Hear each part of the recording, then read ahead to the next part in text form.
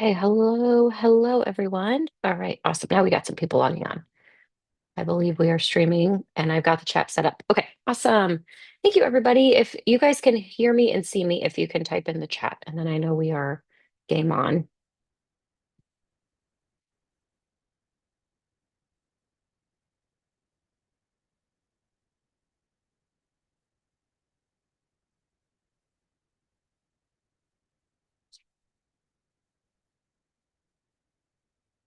All right, yay. Hi Faith. So nice to see you. I was just chatting with you on Instagram. All right, awesome. Thank you, everyone. All right, welcome. So this night, this portion, this segment of what we do when we open enrollment for the MedSLP Collective, this is by far my most favorite live that we do because we get to showcase all of the incredible, brilliant, kind, compassionate humans that you do get to interact with in our Facebook group. And people ask us, is there any other way to interact with these mentors not on Facebook? And the answer is no. And the answer is because we've tried other platforms and they just either didn't work out or SLPs just weren't going to them. And it just became a resounding, we just want this community on Facebook. So, as much as I don't like spending a lot of time on Facebook, this is where all of these wonderful, wonderful humans are. So, that being said, if you are a current member of the MedSLP Collective, we have some awesome new mentors that we just brought in recently that I would love for you to get to know better tonight. If you are on the fence about joining the MedSLP Collective, I hope you will hear some wonderful wisdom and brilliance from these people tonight that convince you to join us because this is the Cool Kids Club. But that being said, we are in this, and I know I harped on this last night, we are in this really cool time of AI, right? Where information you can get readily, people want it quick, people want it fast, but there's so much that AI can't do as far as this human element, this human connection, human experience, clinical experience. And so we really doubled down on bringing in new mentors in the last month or two that really embody and embrace this clinical connection. Can you hear that? It's a very loud plane going over. Okay. All right, we're good. It's like that was very loud. Okay. Anyways, so that being said, we recently tapped Kristen West as our lead mentor, and I put her on this wonderful journey of finding us some amazing, brilliant mentors to bring in. And I must say, Kristen went above and beyond the call of duty. And I was reflecting on this today and thinking, I honestly had my standards too low. And thank you, Kristen, for elevating that because the people she brought in have exceeded my expectations in what I thought was possible for providing online mentorship for medical SLPs in such a kind, compassionate, and incredibly knowledgeable way. So, Kristen, thank you to you for assembling this incredible group. And this is not everyone. These are just the people that we were able to collect on a whim when we say, hey, can anybody hop on this live at this time? So this is not all of our mentors, but that being said, Kristen, thank you for compiling this amazing group of mentors. And without further ado, without me blabbing on too much, let's get into it. So really informal tonight. I'm just going to bring on each mentor and just want them to share a little bit about their background, why they love being a medical SLP, why they really want to get into mentorship. And yeah, so I'm just going to go in order of my Brady Bunch squares here. So Michelle, the floor is yours first, my friend. Thank you so much for being here. Uh, Thank you. Thank you so much. It's an honor and a privilege to be here. I am Michelle Hofnagel. I am a speech language pathologist, like all of you. And so I love our career. I love our field. I think what we have the ability to do in the medical world is so incredible. I've been practicing for just over 17 years, which makes me feel old, and I love it. It's fine, right?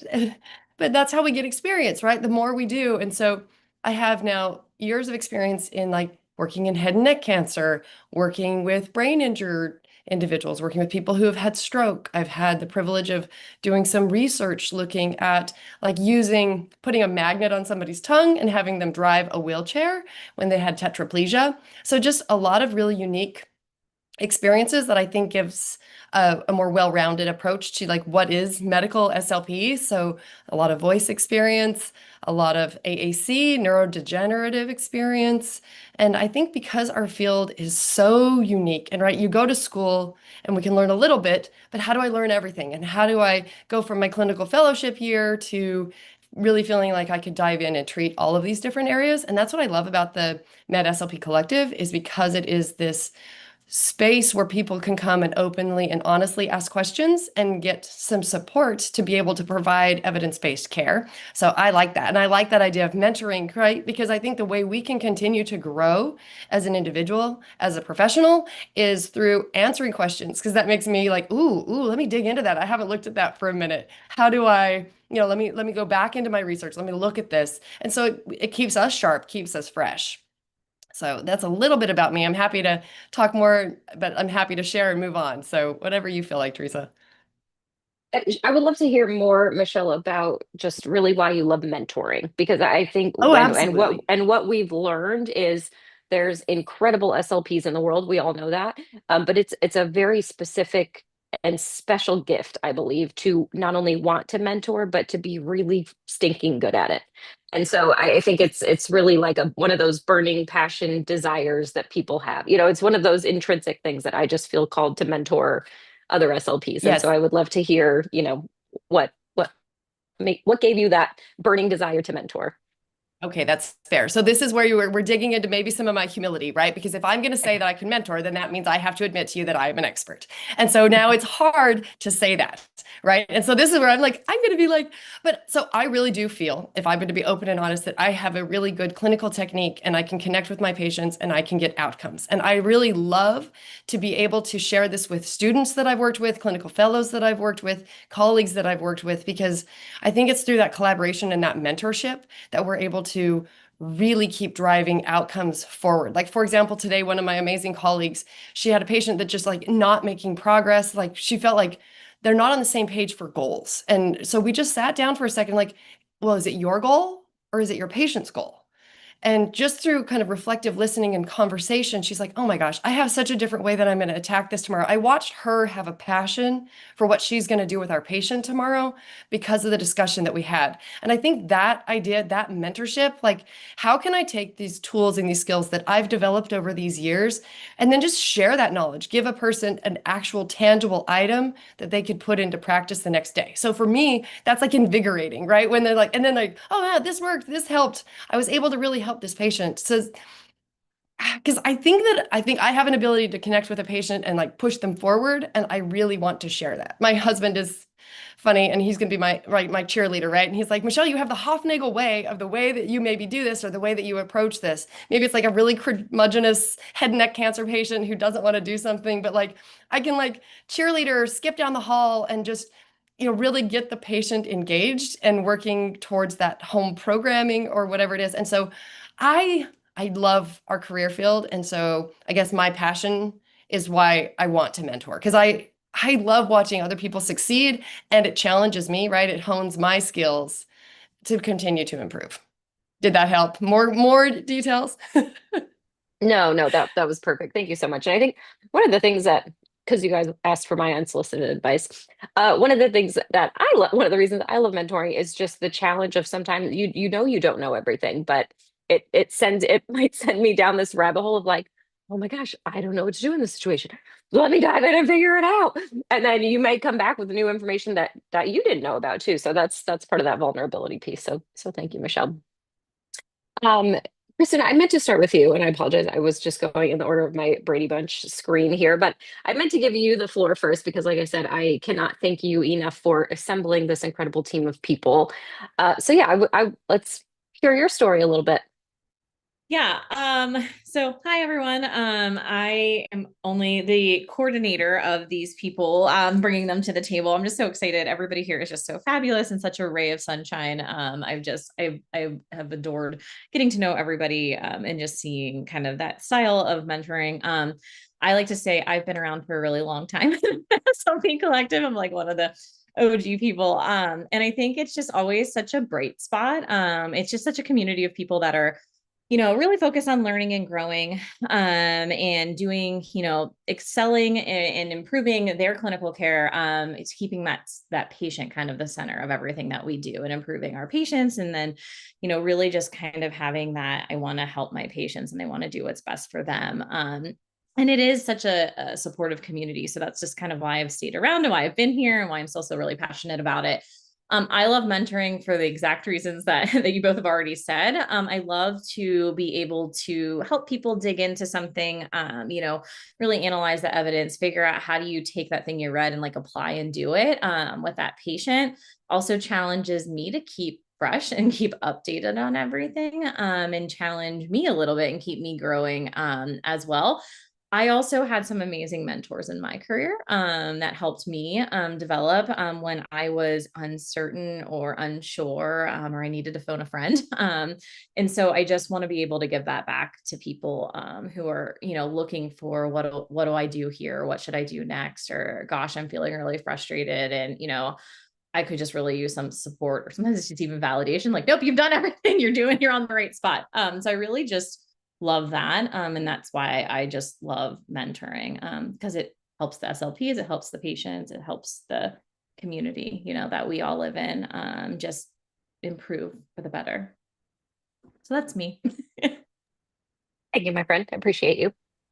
Next, we are going to go to Valeria. Valeria is also one of the OGs that has been around the collective for forever and ever and ever. And we are so grateful to have you for such a long time. You were a member for years and years, and then we wrangled you into doing a million things behind the scenes. So always, always appreciate you, my friend. Absolutely. Yes. It's been forever and ever. That's same thing at my regular day job. It's like I've been there forever and ever. I didn't mean that disrespectful, but it's No, how that's just my who I brain am. computes like yesterday or forever, ever, ever ago. Yeah. Yeah, that's me. Yeah, forever. That's fine. Let's see. So I'm Valeria. I am in the Atlanta area. I've worked in pretty much every adult setting. I've done acute care, subacute, nursing homes, home health. I'm an outpatient now, and I've been doing outpatient consistently since 2015. It's my absolute favorite setting to be in. I've never done anything pediatric, so everything is adult.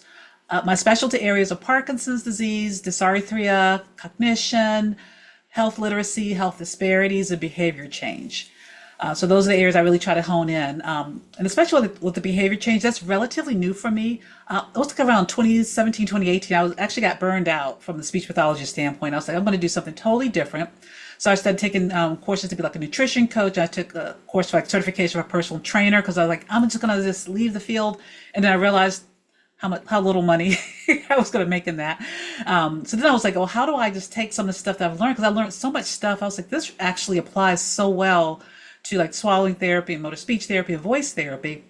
So once I started kind of incorporating those things, especially like the behavior change and just kind of some of the physiology, I actually became really excited about it. And so a big part of my mentoring is helping people to like be able to incorporate like whatever their interests are into their therapy. So maybe someone's like really into music. Well, that's probably a good way to incorporate what you know about music into your therapy, or if it's something sports related, etc. I've been like mentoring from the standpoint of being like a supervisor, like CF supervisor, clinical supervisor for quite a few years, but it wasn't until 2020 that I started actually being a mentor for the collective. And like, Michelle mentioned, it's like one of the great things is that you really learn a lot when you're answering a question. So, because sometimes some questions I'm like, oh yeah, I've got this. And other questions it's like, oh, that's a good question. I hope they don't need to answer right away because I'm going to have to look some information up.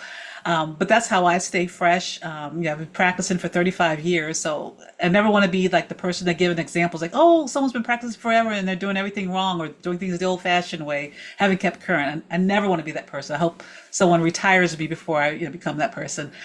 So I get to learn just as I'm answering those questions. You mentioned AI. AI is interesting because for motor speech, AI loves some oral motor exercises. It will always recommend that. So I'm like, okay, so I've got some job security here because we don't want to quite do like those non-speech exercises for every single speech problem. So what else? I'm trying to think. What else did you want to know? I forgot. I think that's good. I think okay. Oh, go ahead. No, I'll say that. Yeah, that's who I am, and those are my areas. Awesome. Thank you, Valeria. We Sure. appreciate you. I know now we're at this time of like, is what AI said right or wrong or yeah. So that is why you all exist, to provide that human connection, clinical experience piece that we cannot get through AI. So next up, my friend Craig. Hi, everybody. My name is Craig. Valeria, I don't know if I hadn't put this together that you were also in Atlanta, but here I am also in Atlanta. It probably had been mentioned. I'm just now connecting it. I'm in my office. This is not a super common occurrence at this hour. It's more common than I'd like it to be, but not super common. But here I am at my office in an outpatient clinic associated with a hospital here in Buckhead. Atlanta. And I've worked a lot in outpatient clinics, typically hospital-based outpatient clinics. And in all of them, I end up picking up and floating over into acute care a fair amount at the time. So, and in this one, it's a wonderful hospital with tremendous support. My patient caseloads over the years, it has evolved depending on the setting I've been in. So I didn't grow up in Atlanta or work here initially. I grew up in Texas. I went to school in New York, worked in New York for a while at a hospital in Brooklyn, and then here. And so I'd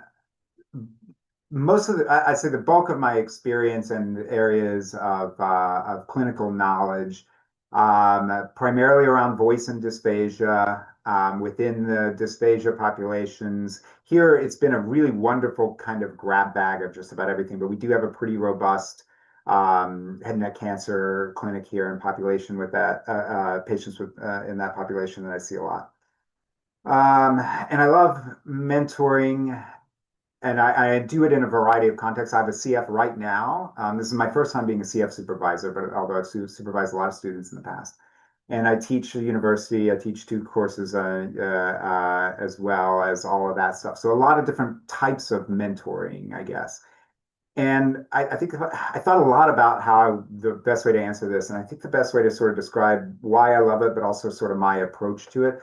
I got into the field of speech pathology not knowing a lot about it, and then got about halfway through grad school and thought I didn't like it at all. And so this was not a love at first sight thing. And I got into it sort of with a voice interest, and then um, I'm not a skeptic about the world in general, but I'm a skeptic about our field. I was and sort of remain one in a way that I hope and think is still helpful because I'm an optimistic skeptic. So I like to be sort of proven wrong if I'm doubtful about something that works. So I'll give you some examples of things like that, right? So like there were lots of things that my dysphagia, part of what got me gravitating towards dysphagia was my instructor there in graduate school was someone that I was very simpatico with on this, and he was pretty routinely wanting to challenge kind of the status quo of things, right? And so I loved kind of coming at knowledge from the approach of what should we be doing better? And so I still like to look at things that way and fill in knowledge gaps where I've got them, and there are plenty. And I know there are still things I do now that I will later look back on and say, well, I'm not sure that was the line from the movie Argo. It was like, this is the best bad idea we have, right? This is the best bad idea I had at the time, right? Until we continue to grow and continue to fill in those gaps and get better. So that's kind of what I love about it. And this is then me echoing what a lot of people have said already, but I do love the piece of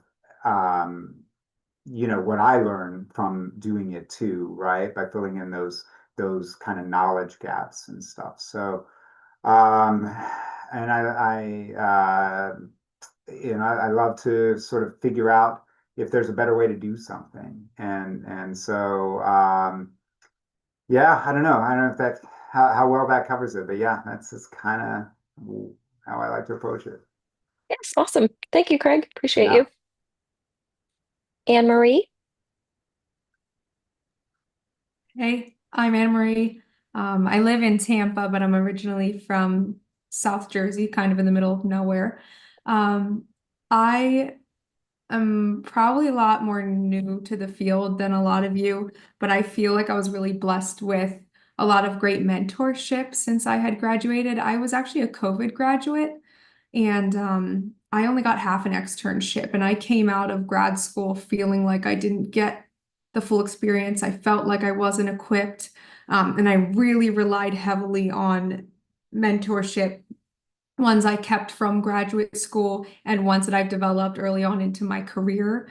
I was fortunate enough to have my half of a placement during those COVID times in a voice and swallowing outpatient university-based clinic, where I learned a tremendous amount, that I'll forever be thankful for. And then I transitioned to my clinical fellowship in a private practice that was a voice and swallowing specialty outpatient clinic. And then I spent a year in LTAC with heavy trach and vents, and now I'm finally in acute care, where I think I belong. I've just been learning so much along the way. And similar to what some of you have already mentioned, as far as why we love mentorship, is I was just so um, blessed with all of these mentors who wanted to help me, who saw my situation, who knew how passionate I was about the areas that I wanted to learn more about, and they answered those questions for me, and they took the time. And I want to be able to give that experience back to people, and as far like students and clinical fellows, and share what I know and also learn from them, because some of them coming right out of grad school have the latest research because their grad programs were designed around some of that latest content. I feel like being a part of this is going to help me continue to learn, as well as keep my skills sharp, because I'm having to explain what I know to other people. And I'm just thankful to be here. I think it's going to be really fun. Awesome. Thank you, Emery, for sharing all that. Clara? Hi, I'm Cara Larson, speech language pathologist, and I was glad, Valeria, to hear you. So you have 35 years of experience. I'm coming up on 30 years. I thought I was the elder stateswoman here, but I am pediatrics. I direct the feeding and swallowing program at Boston Children's Hospital, and I've been there for a really long time, coming up in about 28 years. I went to school in New York and did my CF at a hospital in the Bronx. And back in 1995, my CF supervisor said, "Hey, I'm going up to the NICU. Do you want to come with me?" And I thought, what is she doing up there? But sure, I'll come along. And that just opened up a whole new world where we were just getting into the NICU. And so I feel really fortunate that I had that experience. And so I do pediatric feeding and swallowing. Being at an academic medical center, I feel like there isn't a day that I don't mentor, because we always have grad students, we always have a clinical fellow, and then there's always residents walking around, right, not knowing what a swallow study is or what they're ordering in terms of testing. I do also have a second passion that Kristen knows about, which is cleft and craniofacial. And I teach that at the graduate level at BU. So I think when I think about mentoring, I feel really a sense of responsibility. I feel that it's my responsibility to help mentor the next generation. And I love that this group, we have all ages and stages. And I really think it's important to pass on the knowledge. That's great if I know it, but if I can't pass it along. And I also love those kind of aha moments when you see kind of a CF get in their stride, or somebody really start to understand something. And I love it. And I'm a total nerd, passionate about speech pathology. I love to go to ASHA. And I just feel like when you have a job where no 2 days are exactly the same, people are like, you can't really love your job all the time. I'm like, I really do. I don't like, sitting in Boston traffic, but I do certainly love my job. And I think that Teresa's approach is awesome. And I love sort of your new vision about access to mentors, like quick turnarounds for questions. Like maybe you're stuck on Tuesday and hopefully on Wednesday, we can give you some information. And I happy and honored to be with this group. And my last question is, Valeria, what does your shirt say? I'm trying to read it. I love that. I Barium sommelier. Yes. so I love Thanks, that. thanks for that, Cara. These are the new shirts we are giving away to new members who sign up this week. Oh my So yes, goodness. yes.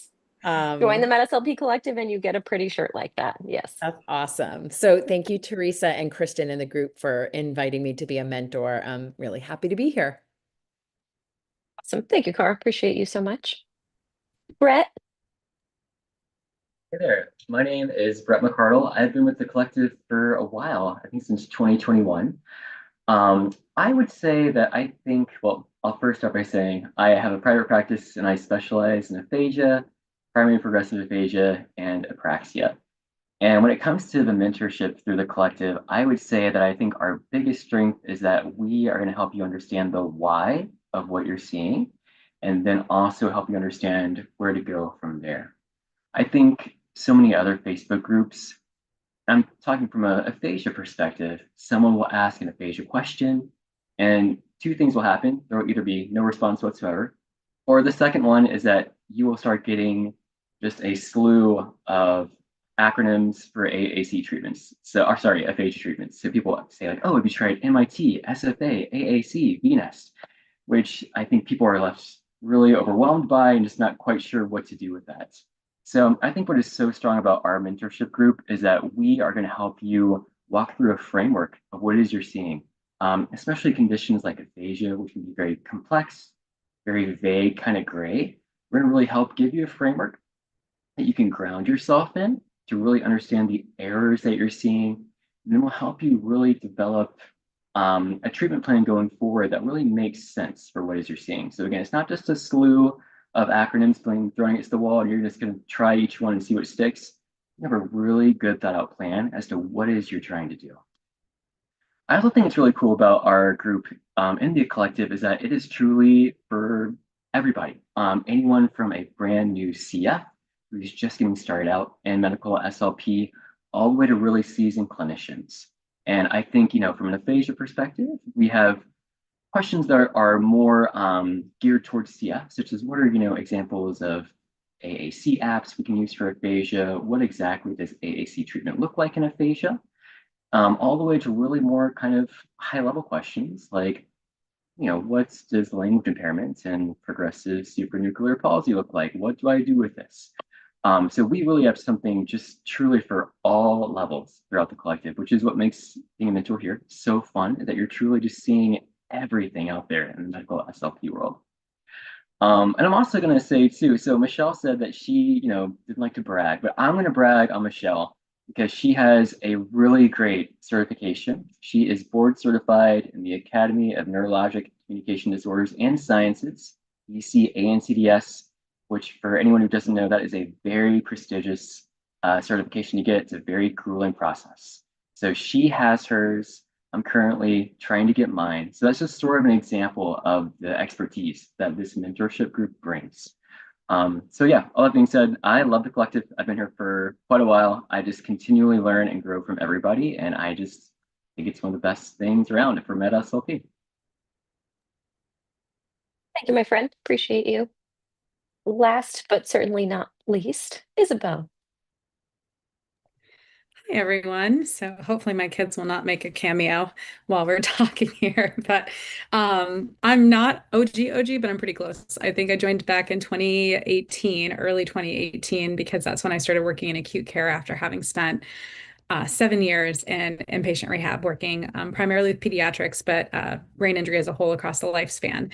And the collective saved me as a new clinician to acute care, not a new clinician, but a new clinician to acute care. That quick turnaround made or break a lot of cases for me, a lot of cases for my patients in the ICU.